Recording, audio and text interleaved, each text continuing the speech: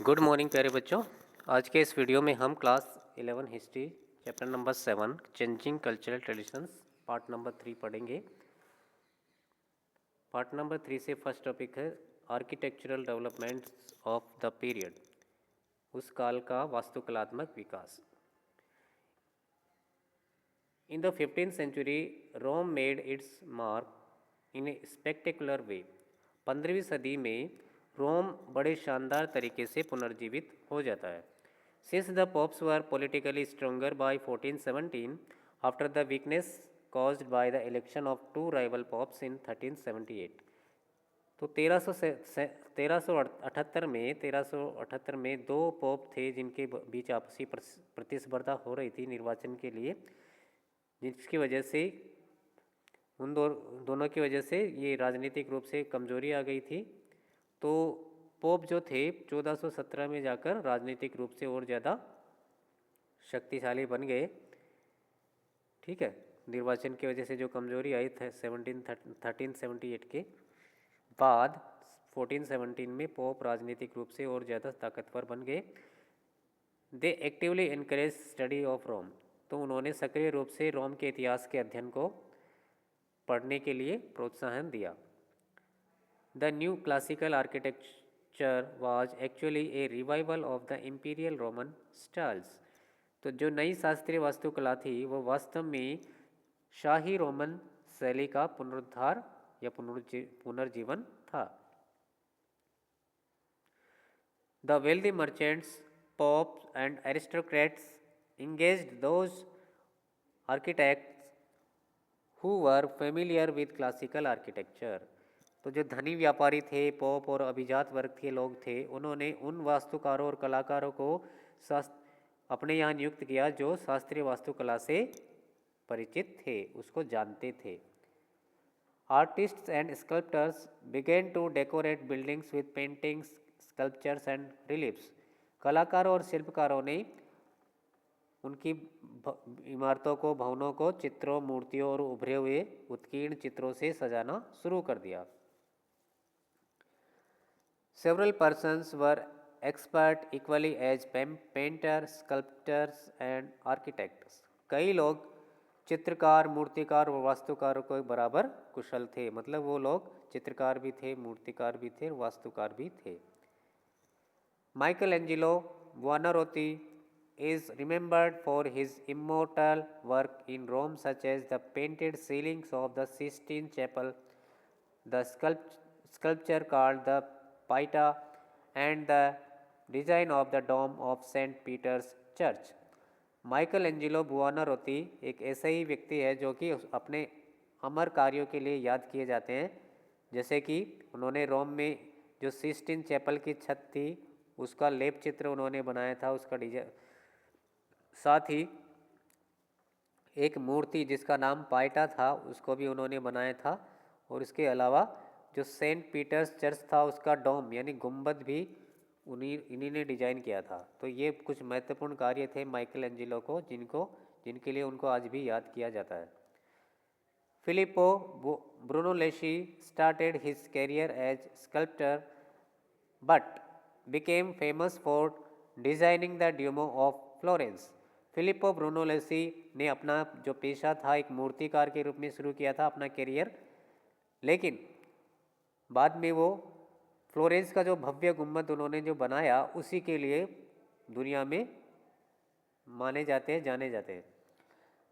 Bye this time the artist were famous individually. इस समय तक कलाकार व्यक्तिगत तौर पर अपनी कला के तौर पर फेमस होने लग गए। Bye their name instead being a member of A group of A guild और ए गिल्ड, मतलब वो अपने खुद के नाम से फेमस होने लगे बजाय किसी समूह या श्रेणी के सदस्य के रूप में फेमस होने के।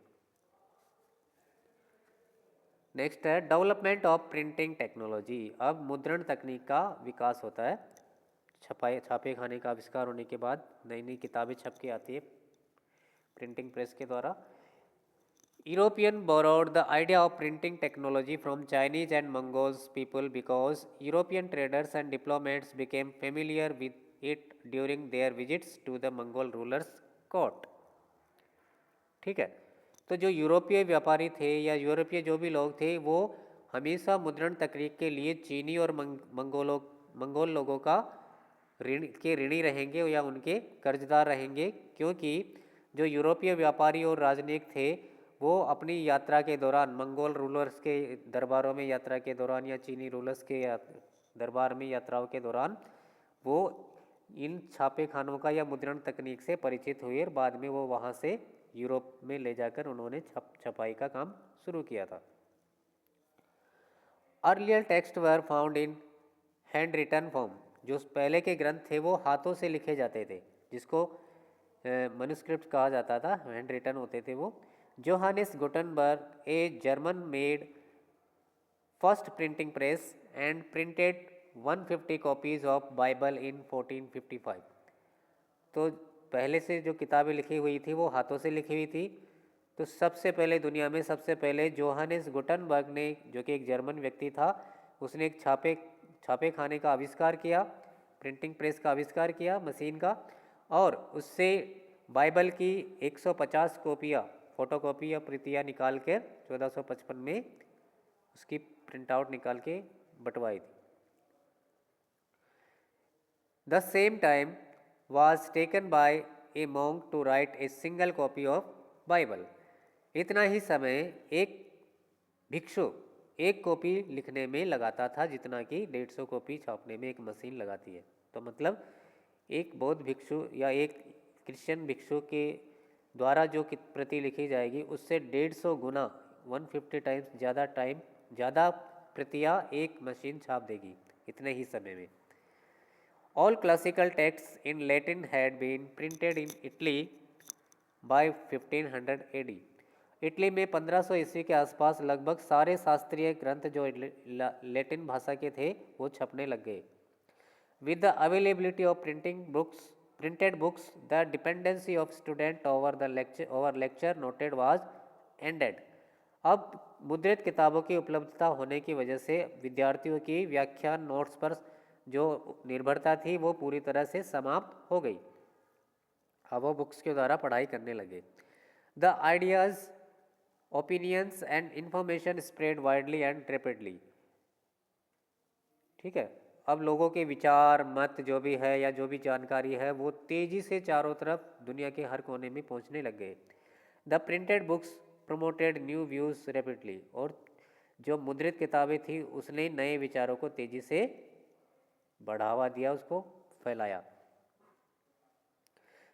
This made it possible for individual to read books as it was possible to buy a copy for oneself. अब इससे क्या हुआ, हर व्यक्ति के लिए संभव हो सका कि वह किसी भी बुक को खरीद कर पढ़ सकता था, और इससे हर व्यक्ति अपने लिए एक प्रति कॉपी निकाल के पढ़ने के लिए रख सकता था। बाजार में ये आसानी से उपलब्ध हो चुकी थी। The printed books were the chief factor to spread humanist culture quickly across the Alps by the end of 15th century. और ये मुद्रित किताबें ही एक मुख्य कारक थी जो जिसने कि 15वीं सदी में जाकर आल्प्स पर्वत के भी पार, यूरोप का जो मुख्य पर्वत था आल्प्स पर्वत, उसके भी दूसरे छोर पर इसने मानवतावादी संस्कृति के जो मुख्य फैक्टर्स, ये मुख्य बातें थी उसको फैलाने में महत्वपूर्ण भूमिका ही निभाई थी, वो थी printed books. The new concept of human beings, मनुष्य की नई संकल्पना।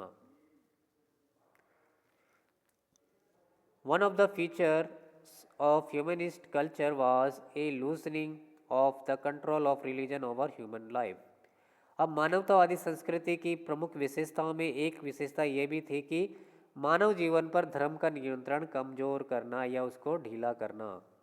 ठीक है, मनुष्य के ऊपर धर्म का जरूरत से ज़्यादा कंट्रोल या दबाव नहीं होना चाहिए, ये ऐसा मानवतावादी संस्कृति के लोगों का मानना था। Italians remained religious through they were attracted by material wealth, power and glory। ठीक है, इटली के लोग यद्यपि धार्मिक बने रहे फिर भी धार्मिक होने के बावजूद उनको भौतिक संपत्ति, शक्ति और वैभव ने आकर्षित किया। ठीक है, वो धार्मिक तो थे लेकिन वो चाहते थे कि वो मटेरियल वेल्थ यानी धनवान रहे, उनके पास पावर भी रहे और उनका नाम भी चारों तरफ रोशन हो, चारों तरफ फैले, तो ऐसा भी वो चाहते थे। A humanist from Venice, Francesco Barbaro, wrote pamphlet in defense of the possession of the wealth and called it a virtue। एक मानवतावादी थे वेनिस के निवासी जिनका नाम था फ्रांसिस्को बार्बरो, ठीक है।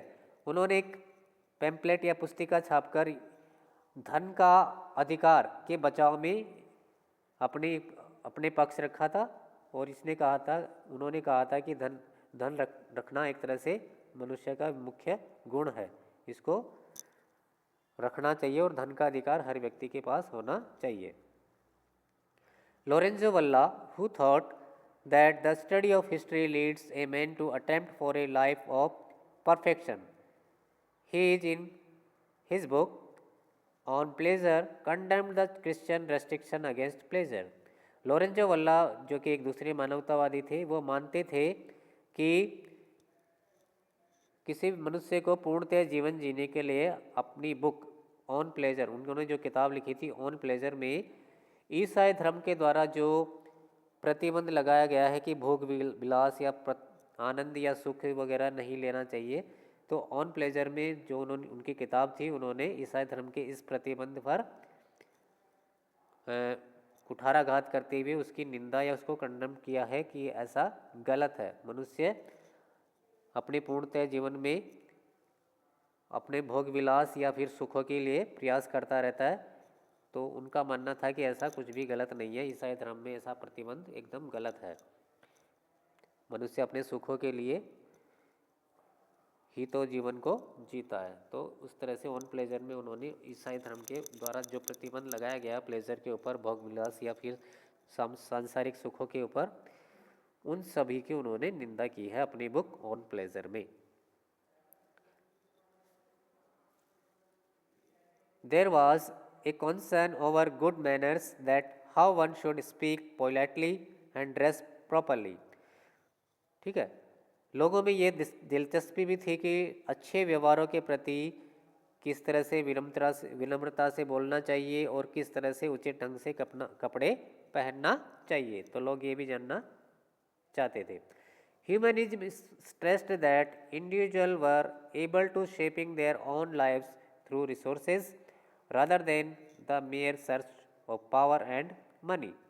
मानवतावादी इस बात पर भी जोर देते थे कि अपने जीवन को अन्य माध्यमों से अपने जीवन को सक्षम बनाने में, इसके बजाय मतलब ज़्यादा हमें अपने जीवन को और ज़्यादा सुविधाजनक बनाना और उसको सक्षम बनाना चाहिए, चाहे किसी भी माध्यम से हो, बजाय mayor search of power and money, केवल सत्ता और शक्ति या धन की तलाश में ही लगे रहना, इसके बजाय अपने जीवन को अन्य माध्यमों से और ज़्यादा सक्षम बनाने पर ये ह्यूमनिस्ट या मानवतावादी जोर देते थे।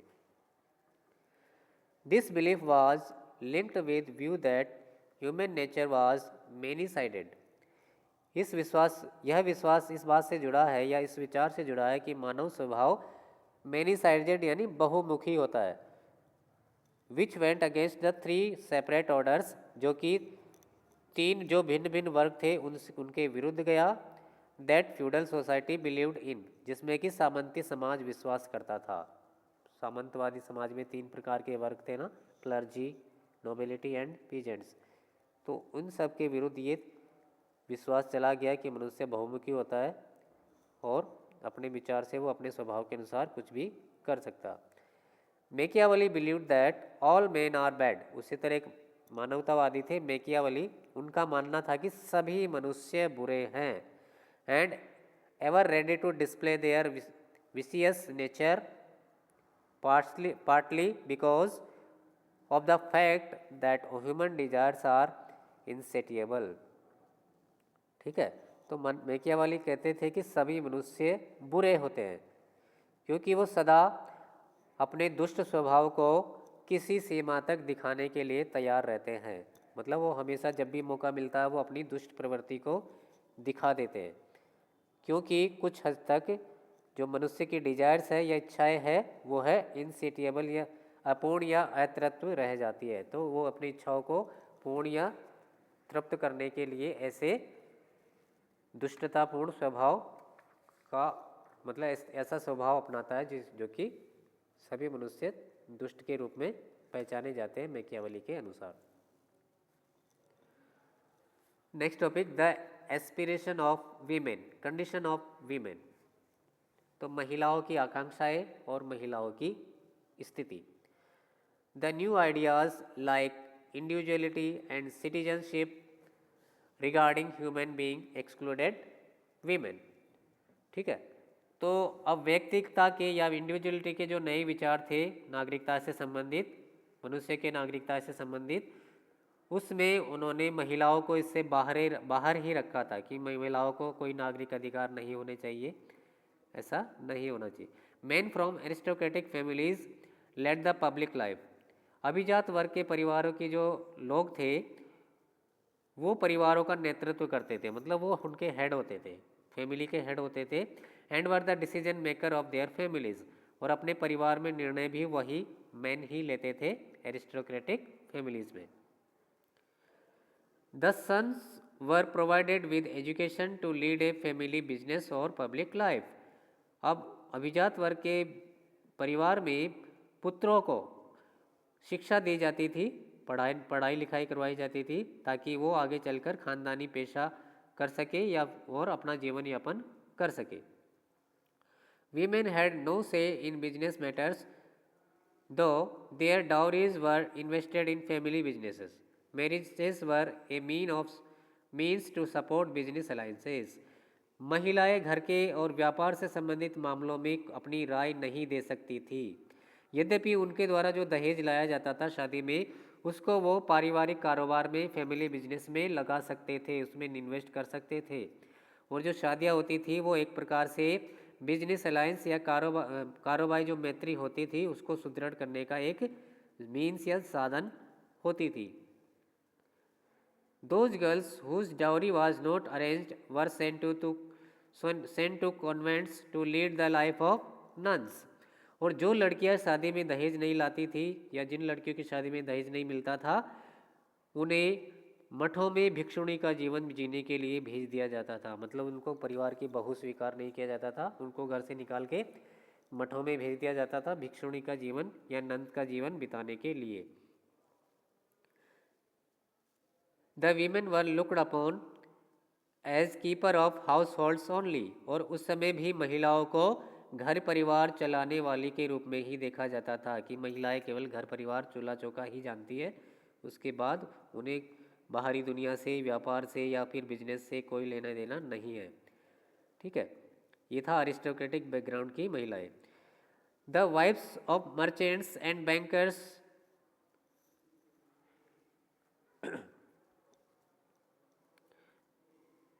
हाँ देखिए, the condition of women in families of merchants was in contrast to that of aristocratic families। अब देखिए, एरिस्टोक्रेटिक बैकग्राउंड की महिलाएं और जो व्यापार मर्चेंट्स की परिवार के जो महिलाएं थी उनकी स्थिति एकदम अलग थी। जो महिलाएं होती थी व्यापारी परिवार की और कुलीन परिवार की, दोनों की जो स्थिति थी, कंडीशन थी, उन दोनों में हमें अंतर देखने को मिल रहा है। क्या अंतर है देखिए, they assisted their husbands in running the business. जो व्यापारिक परिवार की जो महिलाएं होती थी वो अपने पति की सहायता करती थी अपने व्यापार को चलाने में, अपने पति के व्यापार को चलाने में उनकी हेल्प भी करती थी। The wives of merchants and bankers looked after their business when they were away.